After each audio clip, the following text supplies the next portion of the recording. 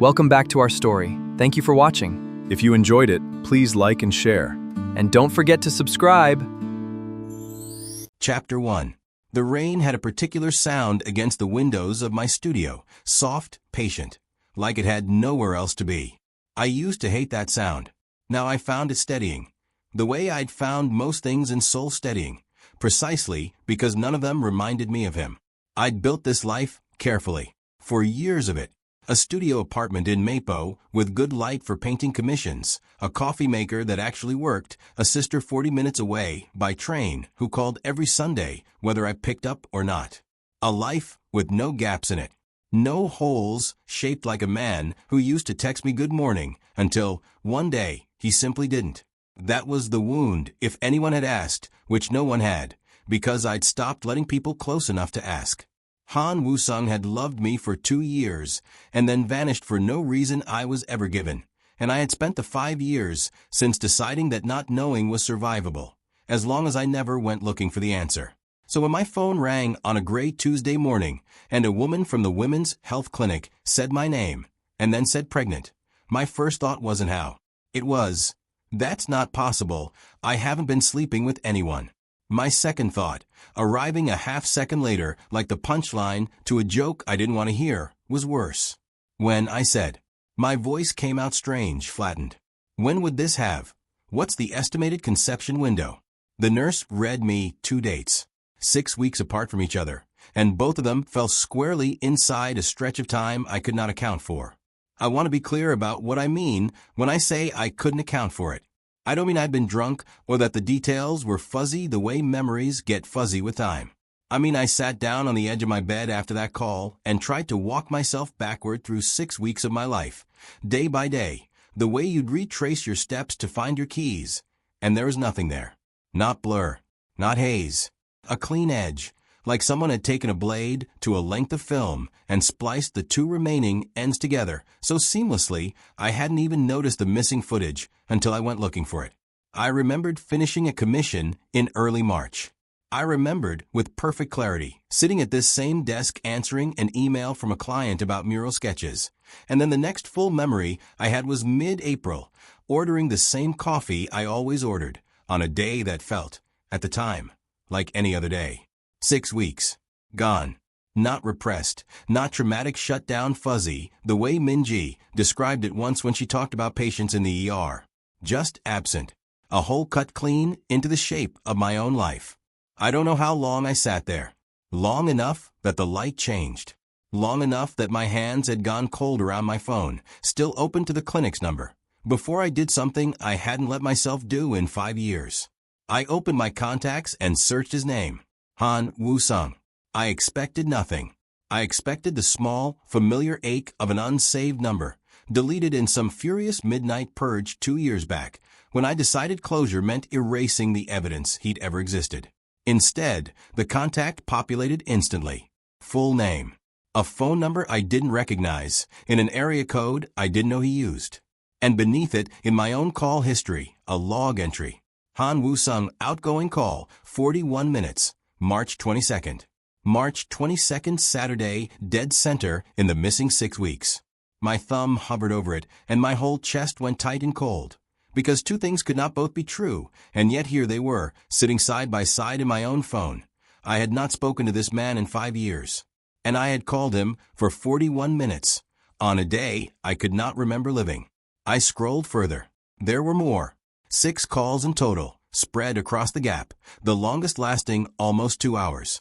Text messages too, not the message threads themselves, those were gone, scrubbed clean, or never synced. But the metadata was there in my phone's usage log, if you knew where a graphic designer's paranoid habit of checking storage usage would lead you.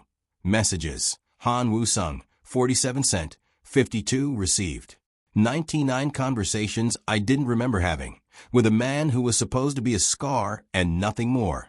I don't remember deciding to stand up. I don't remember crossing the room to where I kept the shoebox of old letters I'd never had the heart to throw away, the ones from before he vanished, before the not knowing calcified into something I could live inside. My hands were shaking when I lifted the lid. On top of the letters, where nothing should have been, sat a folded slip of hotel stationery.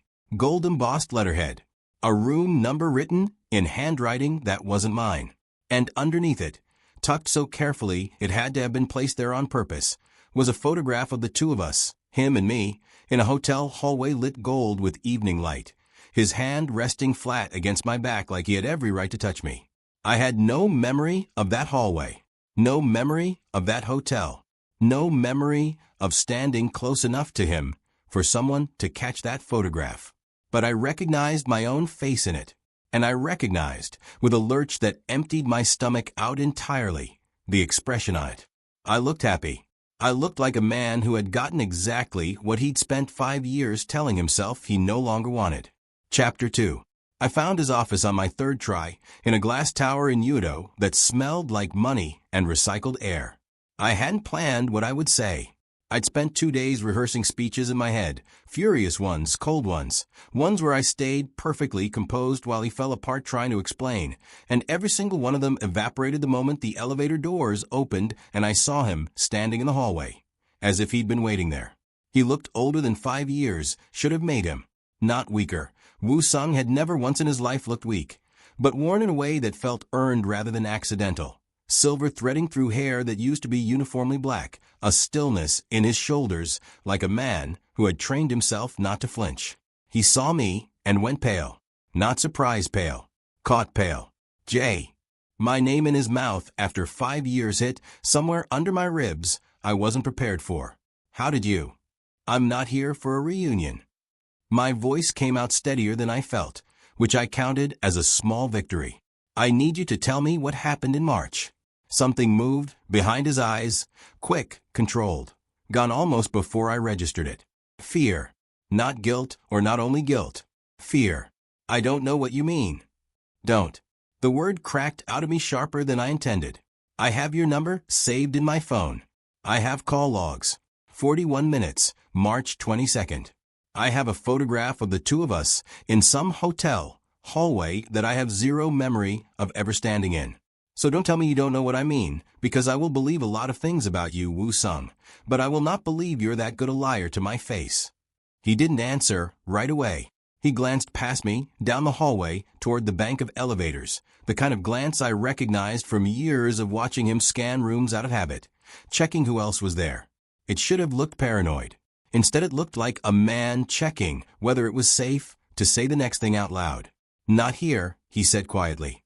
Then where? Jay, I'm pregnant. I hadn't meant to say it like that, blunt, standing in a corporate hallway under fluorescent light. 5 years of silence between us, and no gentleness left to soften the blow. But I watched it land on him like a physical thing, watched the color drain further from a face that had already gone too pale, and some small, vicious part of me was glad. Now you know what it feels like. Something happening to your life that you didn't choose and can't undo.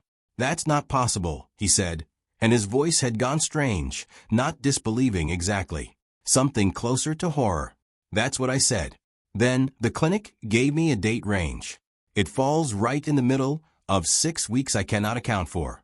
6 weeks where apparently you and I were talking on the phone for hours at a time, and I don't remember a single word of it. You need to leave. He said it fast, low, glancing past me again. Please. Not because I don't, Jay, please, just go home. I'll come find you, I promise, but not here. You don't get to promise me anything. The words came out of some old wound I thought had scarred over years ago, and it frightened me a little, how easily it tore back open. You disappeared. 5 years, Woo-sung. No call, no message, no explanation. And I built an entire life around learning to live with that silence. And now I find out that somewhere in the last 2 months, you were back in my life long enough, too. My throat closed. I made myself finish it. Long enough for this. And I don't remember any of it. Do you understand what that does to a person? Do you have any idea? He was quiet for a long moment. When he spoke again, his voice had dropped so low I almost missed it. Yes, he said. I do. Because I don't remember it either. The hallway seemed to tilt. What? The 6 weeks. He said it like the words cost him something physical. I don't have them. I know he spoke. I know his jaw worked. I know things happened, from records, from things people have told me since. But if you asked me to describe a single conversation, a single night, I couldn't do it. It's gone for me too, Jay. Every bit of it. I stared at him, waiting for the lie to show itself in his face the way lies always eventually did. A flicker, a hesitation, something. It didn't come. What I saw instead was worse. The same raw, disoriented fear I'd been carrying alone for 2 days, staring back at me from a face I used to know better than my own. "That's not possible," I said, echoing his own words back at him, because it was the only thing my mind could produce. "I know." His eyes held mine, and for one unguarded second I saw straight through 5 years of silence to the man I used to trust more than anyone alive. "I know it's not possible." It happened anyway. Behind him, down the hallway, an office door opened. A woman in a sharp gray suit stepped out, and Woo-sung's whole body changed, shoulders squaring, expression shuddering closed like a door slamming. So fast it was, as if the man who just admitted his own memory had been carved out of him had never existed at all. "Director Beck," he said too evenly. I know who this is." The woman's eyes moved over me with an assessing coolness that made my skin crawl, the way you'd look at a variable that had escaped containment. Her gaze flicked to Woo-sung, and something passed between them, a warning, unmistakable, wordless. "Mr. Han," she said, "we have that call in 5 minutes. I need a moment." "You have 5. She didn't move. She stood there, waiting, until it became clear she intended to wait exactly there, in earshot, until I left. Woo-sung turned back to me, and whatever door had cracked open between us a moment ago was already closing. I could see it happening in real time, the fear resettling into careful blankness. "Go home," he said. "Please. I'll find you tonight. I'll explain everything I can." "Everything you can," I repeated.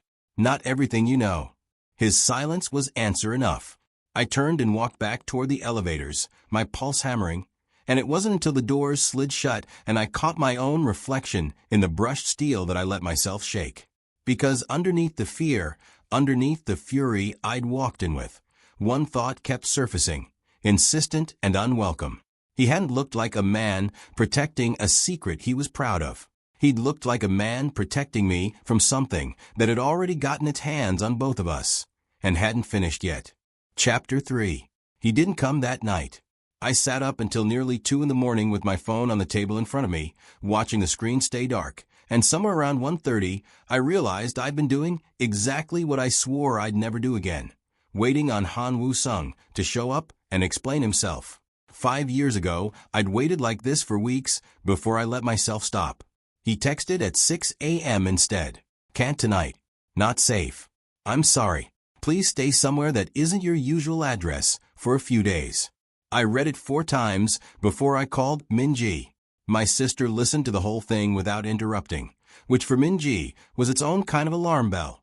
She was an ER nurse. She'd learned to save her reactions for after the vitals were stable. When I finished, she was quiet just long enough that I heard the hospital PA system paging someone in the background.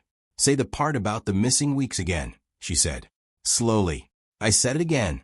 "Clean gap, 6 weeks, no fog, no fuzz, an absence with edges too neat to be ordinary." "That's not how memory loss works," she said. "Not trauma, not blackout drinking, not even the dissociative stuff I've seen come through triage. Even the worst cases leave residue. Fragments. Emotional bruising, if nothing else. What you're describing sounds engineered." "Engineered by who?" "I don't know, Jay. But I know a guy who left the hospital pharmacy department to go work compliance for some private security firm. And he mentioned something once, half joking, about cognitive management protocols being used on witnesses in cases that never made it to court. I thought he meant NDAs. Maybe I was wrong. That word, witnesses, sat wrong in my chest for the rest of the day. I didn't go home that night. I told myself it was caution, not fear, though the difference didn't feel especially large at 3 in the morning in Minji's guest room, staring at the ceiling. The next morning, I went back to my apartment anyway, because I refused to let a stranger's warning dictate the shape of my life twice. That was when I found it had already been searched. Nothing broken, nothing obviously missing. But I knew my own space the way an artist knows a canvas, where the light fell, where the dust settled, which drawer stuck. Someone had gone through the shoebox of letters and put it back almost perfectly, except the hotel stationery and the photograph weren't tucked under the letters anymore. They were on top, as if whoever searched had needed one last look before deciding to leave them behind. My laptop had been touched too. The browser history cleared further back than I'd cleared it myself. A folder of reference photos for a client project renamed in a naming convention I didn't use. I didn't call the police. I don't fully know why, except that some instinct, inherited, I think, from the fear I'd seen on Woo-sung's face in that hallway, told me the people who'd done this weren't the kind police reports touched. Woo-sung showed up that evening, without calling first, standing in my doorway with the collar of his coat turned up like a man trying to be smaller than he was. He looked at my face and seemed to read the whole story off it before I said a word. "Someone was here," he said. "Not a question. You knew this would happen." I suspected. He stepped inside only when I moved back to let him, careful, like a man unsure of his welcome. I've had people watching my apartment for 2 days. I assumed they'd come here too eventually. "Who's they, Woo-sung?" He looked at me for a long moment, and something in his face cracked open, not fully, but enough that I saw the exhaustion underneath the control, the same exhaustion I'd been carrying since the clinic called. "The firm I work for does more than security consulting," he said slowly, like each word had to be paid for. "There are contracts, clients. Some of what we handle isn't strictly. Legal isn't the right word. Legal in the gaps the law hasn't caught up to yet. I found something 8 weeks ago I wasn't supposed to find. Something involving how the firm handles people who see things they shouldn't. And you told me." "I don't know what I told you." His jaw tightened. "That's the part one can't get past, Jay. I don't remember calling you. I don't remember any of it, not one conversation, not one night. And I have spent 2 months since I got these memories back, since whatever happened to us wore off enough for me to notice the whole, trying to reconstruct what I must have done. And every version, I imagine, ends the same way. I brought you into something dangerous, and then I forgot doing it. And now you're carrying proof it happened that I can't even protect you from properly because I don't know what it is." The photograph was still sitting on top of my desk where the intruder had left it. He saw me look at it, followed my gaze, and something in his face went soft and stricken at once. "I don't remember that hallway," he said quietly, "but I remember loving you before I left. I never stopped, even not knowing why I left. If some version of me, in those 6 weeks, came back to you, I believe him. I believe that man wanted you. I just don't know what he knew, or what he was running from when he called you, or whether he put you in danger doing it. I wanted badly to hate him in that moment. It would have been so much simpler. Instead, I reached past him and picked up the photograph, studying the easy, unguarded happiness on my own face, a happiness I couldn't remember feeling, and now might never get back. "There's a hotel," I said. "The stationery. If I go there." "No." The word came out of him fast, sharp with a fear that wasn't for himself. "Jay, if this is what I think it is, that hotel is exactly where they'll expect either of us to go looking. Then we go together, or I go alone. Those are the only 2 options you have left, Woo-sung, because I am done sitting in the dark waiting for someone else to decide how much of my own life I'm allowed to know." He looked at me the way he used to look at me before everything fell apart the first time, like I was something he was afraid of losing and helpless to hold on to both at once. "Together, then," he said. "God help us both." Neither of us noticed, until much later, that my phone had been recording the entire conversation from where it sat charging on the counter, set to record by an app one never remembered installing, time-stamped to a voice memo folder that already held 6 other files, each one dated during the 6 weeks I couldn't remember living. Chapter 4. I found the voice memos before Woo-sung did. He'd gone to the bathroom to splash water on his face, the kind of small, human gesture that told me how close to the edge he actually was underneath all that trained stillness. And I sat there with my phone in my hands, staring at a folder labeled Simply J, 6 files inside it, each one between 4 and 20 minutes long, dated across the missing 6 weeks. My thumb hovered over the earliest one. Then I pressed play, because whatever waited on the other side of that silence, I had already decided I would rather know it than keep flinching from it. It was my own voice, steadier than I felt right now, almost giddy, The voice of a man mid-conversation with someone he trusted completely. I don't care what your director says, Woo-sung. If you found something that makes you this afraid, you tell me. I'm not made of glass. Then his voice, lower, warmer than I'd heard it in 5 years, threaded through with something that sounded, unmistakably, like relief. I know you're not. I just don't want you carrying it. Not until I understand what it actually means. Too late for that. You already told me half of it in the car. A pause. Then quieter. Sunwoo isn't just protecting the firm's contracts. She's protecting an entire program. Cognitive redaction. That's the internal term. They've been using it on operatives, on witnesses, on anyone who sees something the clients can't afford exposed. I've seen the files, Jay. There are dozens of people walking around this city with holes in their memory they don't even know to look for, because the procedure is designed to erase the evidence of itself along with everything else. I sat frozen on my own bed, listening to a version of myself I had no memory of being, hearing him say words that explained, with horrifying clarity, exactly what had been done to both of us. The recording went on. My own voice in that lost month, asking the question I would have asked in any timeline. Why are you telling me this? You know what happens if they find out you have? Because you deserve to know what you're walking into with me. Because I looked at the list of names they've done this to, and I couldn't stand the thought of you being on it, without at least understanding why. There was a silence on the recording, the kind that isn't empty. And then his voice again, so soft it barely registered on the microphone.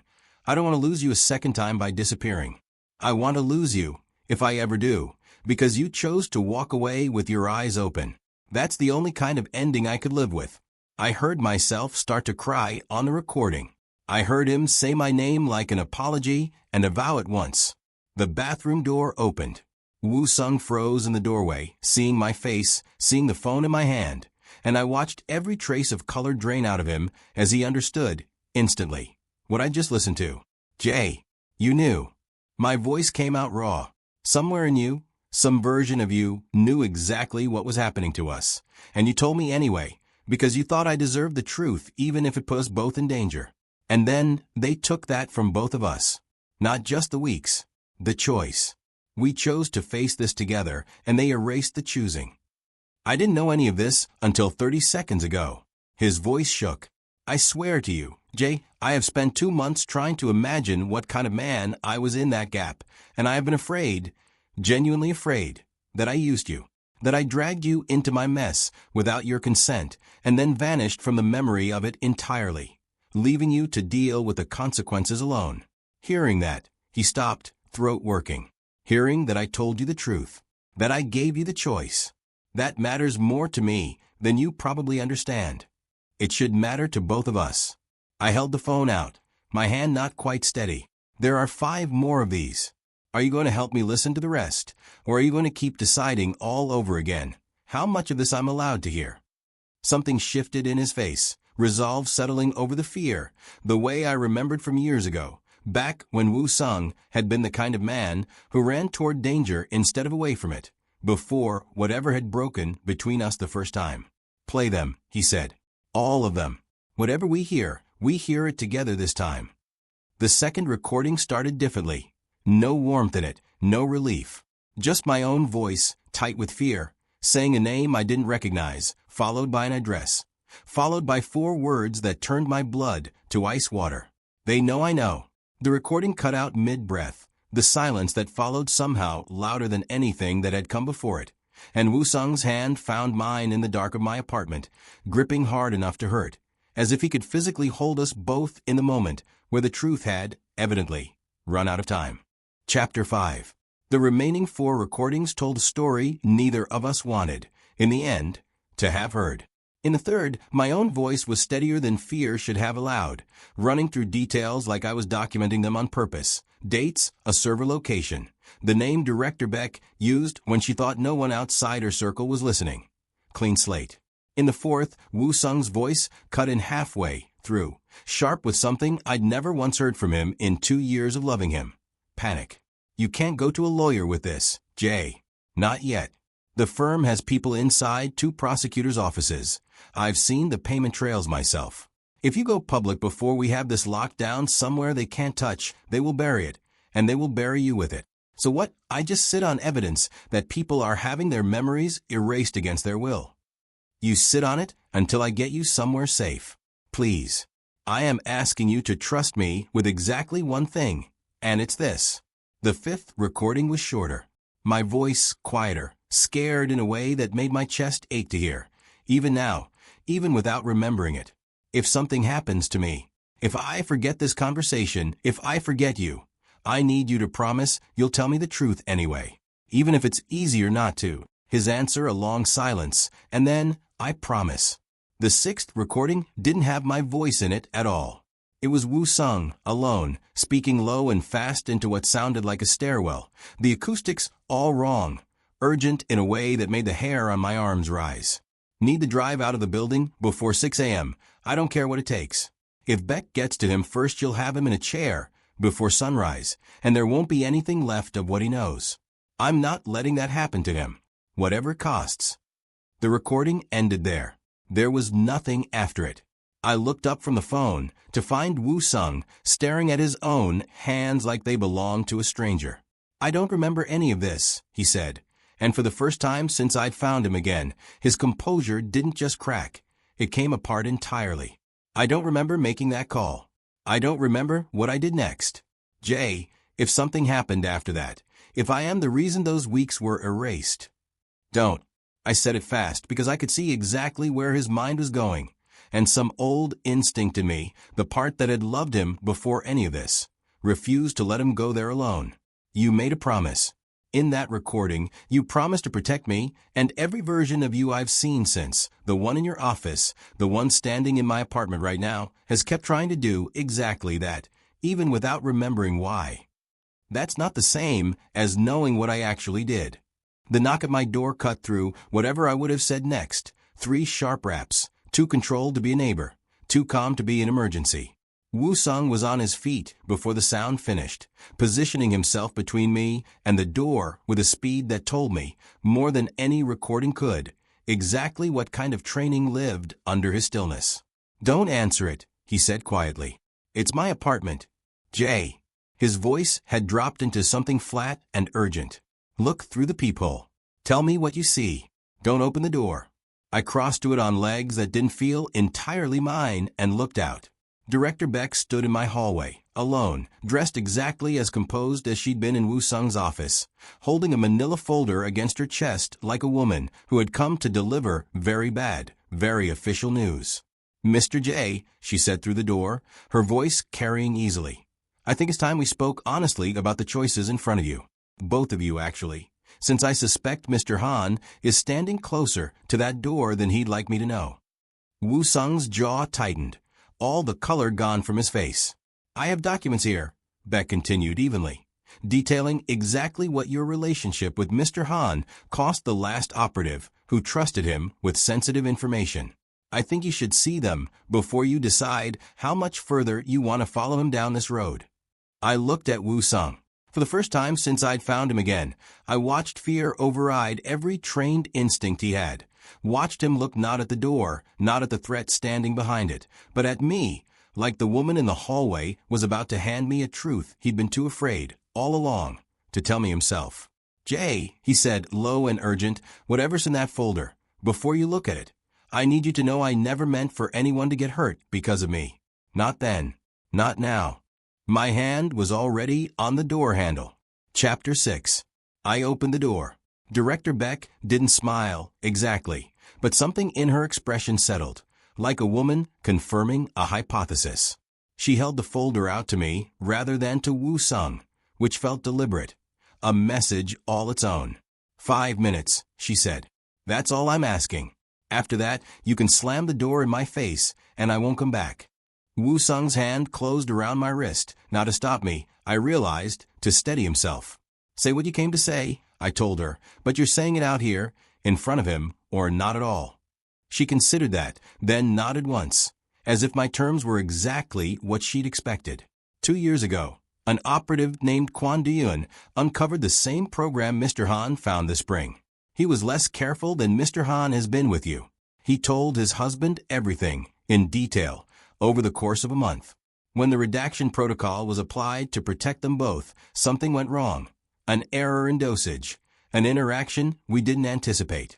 Mr. Kwan didn't just lose 6 weeks. She paused, and for the first time something like genuine discomfort moved across her composed face. He lost 14 years. His entire relationship. He woke up not recognizing the man in his bed, and by the time the confusion settled, the marriage had already ended in the fallout. The folder in my hands suddenly felt heavier than paper should. "You're telling me this to scare me," I said. "Not to warn me. I'm telling you this because it's true, and because Mr. Han has apparently decided not to." Her eyes cut to Woo-sung, sharp. "The procedure carries real risk. Every time it's used. You are currently pregnant with a child whose father has already undergone it once this year. I would be doing you a disservice, not to mention that we don't fully understand what repeated exposure does to those closest to the subject." The room tilted slightly. Woo-sung's grip on my wrist tightened. "Are you threatening to use it on me again?" he said, very quietly. "Or telling me you already have a version planned for Jay?" "I'm telling you," Beck said, "that the program exists whether you cooperate with me or not, and I would rather manage this quietly, with your help, than have it come apart publicly in a way that hurts people who never asked to be part of it, including the two of you, including that child." She left the folder in my hands and walked back down the hallway without waiting for a response. Her heels unhurried against the floor, a woman entirely confident she'd said enough to be dangerous. I closed the door and stood there for a long moment before I opened the folder.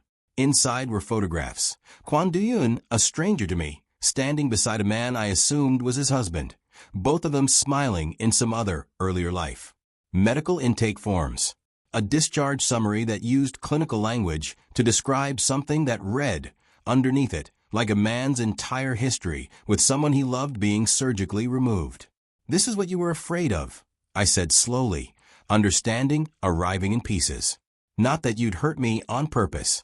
That loving me again might come with a cost neither of us gets to choose." "Yes." His voice had gone rough. "I have been so afraid, Jay, of becoming a man who hurts you and doesn't even have the decency to remember doing it.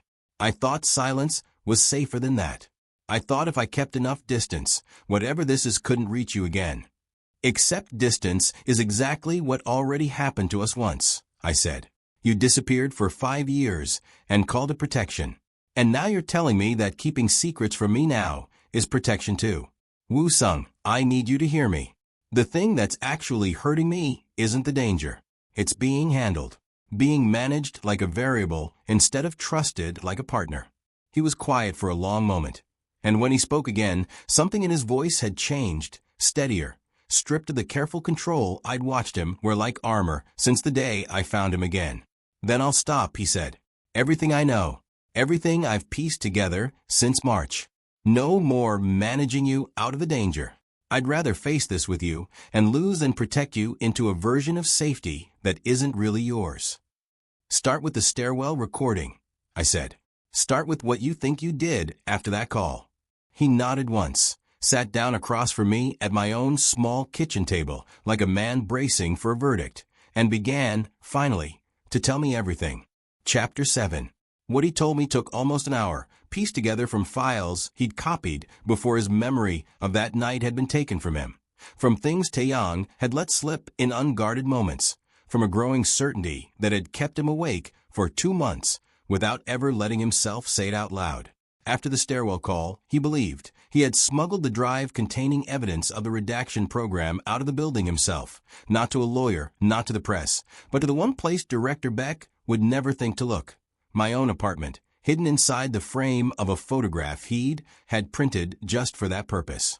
The photograph in the hallway, gold light falling across both our faces, had never been a keepsake at all.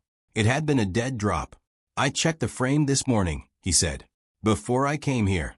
It's gone. Whoever searched your apartment found it before we did. Then Beck already has it. Maybe. Or maybe whoever searched this place wasn't working for Beck at all." He met my eyes. "There's someone else in this, Jay. Someone who wanted that drive out of Beck's hands as much as we did. I think that's who called me that night. Not a handler. An ally. inside the firm, who helped me get you and the evidence both somewhere safe. And then Beck caught up to what we'd done and used the redaction protocol to make sure neither of us could ever say who'd helped us. It should have felt like another wall closing in. Instead, for the first time since the clinic had called, I felt something other than fear settle into my chest, something closer to purpose. Then we find that person, I said. And we find the drive.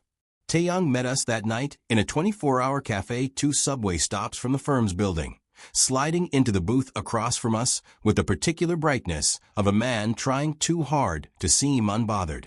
"I've been waiting for one of you to ask me the right question for 2 months," he said, before either of us spoke. "Woo-sung, I helped you move the drive. I was the one on the other end of that stairwell call. I've been terrified every day since that Beck would figure out I was involved, and terrified in equal measure that you two would never remember enough to trust me with the truth." "Where is it now?" Woo-sung said. Not a question, a demand, gentler than it might have been 5 years ago, but a demand all the same. "Safe, off-site, encrypted, exactly where you told me to put it before whatever happened to your memory happened." Taeyong glanced at me, something apologetic in his face. "I didn't know about the redaction being used on both of you until after the fact. If I had, I would have stopped it, for what it's worth." "It's worth something," I said, meaning it more than I expected to. We moved that night, the 3 of us, to a storage unit in Guro that Taeyong unlocked with hands that shook slightly despite his practice calm. Inside, behind a false panel, sat a drive no larger than my thumb, holding, according to Taeyong, enough documentation to end Director Beck's career and expose the redaction program to exactly the kind of scrutiny she'd spent 2 months trying to prevent. Beck was waiting for us outside when we emerged, flanked by 2 men I didn't recognize, her composure fully restored, as if she'd known all along this moment would arrive and had simply been waiting for the choreography to catch up. "I'd hoped it wouldn't come to this," she said. "You had 6 weeks of my memory erased," I said, and my voice didn't shake the way I expected it to. "You threatened a man in a stairwell recording I listened to with my own ears. You don't get to stand there and act like restraint." "I acted to contain a security breach that could have ended lives," she said. "Mr. Kwan's story is real, Mr. J. The risks are real. I would genuinely rather this end quietly than let it end honestly instead." Woo-sung stepped slightly in front of me, not to shield me from her, I understood, but to stand beside me as an equal in the decision we were about to make together. "You can have the drive back when there's an independent investigation into the program itself, not a cover-up, an actual reckoning. Or Taeyong uploads copies to 4 separate journalists in the next 10 minutes if we don't walk away from here unharmed. Those are your 2 options. I'd rather you chose the first one. But I stopped being afraid of the second a long time before tonight." For a long moment, Director Beck said nothing at all, studying the 3 of us. Woo-sung steady beside me for the first time since I'd found him again, Taeyong's thumb visibly hovering over his phone, me standing there with a hand pressed instinctively to my own stomach, protecting the one part of this story that had never asked to be a variable in anyone's calculations. "Independent investigation," she said finally, quietly, some of the composure finally cracking to reveal something that looked, for just a moment, like exhaustion of her own.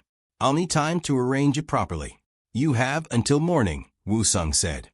"After that, the choice stops being yours." Chapter 8.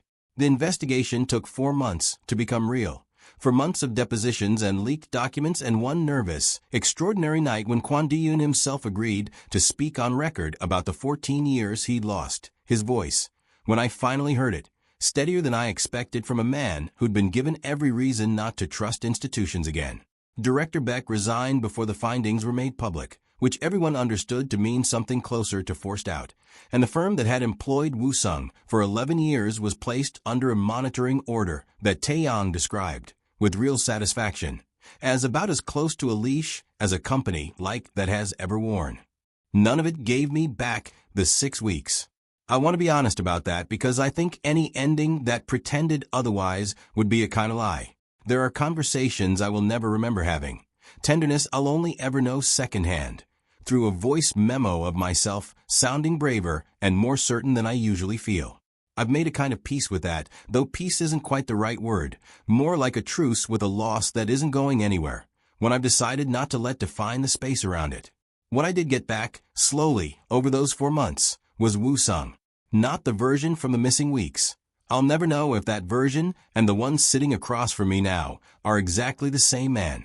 But the one I got to keep chose every day of those 4 months, to be honest with me about things that frightened him, to ask before he protected me instead of deciding on my behalf, to sit in the waiting room of every prenatal appointment holding my hand like it was a privilege rather than an obligation the child had assigned him. I asked him once, near the end of my second trimester, sitting on the balcony of the apartment we'd finally, cautiously, decided to share, whether he regretted any of it. The finding out, the danger, the version of himself that had disappeared into a redacted month he'd never get back either. No, he said, without having to think about it, which told me more than the answer itself. I regret the 5 years before it. I regret every day I let fear convince me that leaving you was the safer kind of love. I don't regret a single thing that came after you found me again, even the parts that scared me half to death. Especially those, maybe, they're the parts that finally taught me how to stay. Minji came around slowly, the way I'd expected her to, suspicious first, then grudgingly impressed by how thoroughly Woo-sung had shown up for every hard conversation since, and finally, by the 7th month, fully won over in the particular way only a fiercely protective older sister can be, appointing herself the baby's honorary second mother with an authority nobody in the room felt inclined to argue with. Our daughter was born on a bright, ordinary morning in early spring, exactly 1 year after the 6 weeks that had once threatened to break both our lives apart before either of us understood what was happening to us. We named her Haun Grace, though neither of us said the word out loud in the hospital room, both of us thinking it anyway, both of us understanding, without needing to explain it to each other, exactly what kind of grace we meant. The grace of choosing someone twice. The grace of a truth finally told all the way through, even when telling it cost something. I held her for the first time and thought, not of the 6 weeks I'd never get back, but of the voice memo where some earlier version of myself had made Woo-sung promise to tell me the truth even if it was easier not to. He'd kept that promise, in the end, not in the version of himself that made it, but in every version that came after, which I've come to believe matters more. Woo-sung sat on the edge of the hospital bed, looking down at our daughter with an expression I'd only ever seen once before, in a photograph I still keep in the same frame that once held a dead drop and now holds nothing but the two of us. Gold light falling across our faces, both of us finally, entirely present for the moment being captured. I used to think love was something you protected people from needing, he said quietly. I know better now. It's something you choose to need, out loud, in front of the person, and trust them to choose it back. I looked at him, and at Haun's small, fierce, sleeping face, and understood that whatever came next, the ordinary days, the arguments over sleep schedules, the slow rebuilding of an ordinary life neither of us had expected to get a second chance at, we would face it the same way we'd faced the 6 weeks that tried to erase us. Together, choosing, with our eyes fully open. Some stories end with everything explained. Ours ended with something better, I think, everything chosen, on purpose, by 2 people who'd already lost each other once, and had finally learned exactly what that was worth protecting. Thank you for staying with us until the end. If you loved this story, please don't forget to like, share, and subscribe for the next one.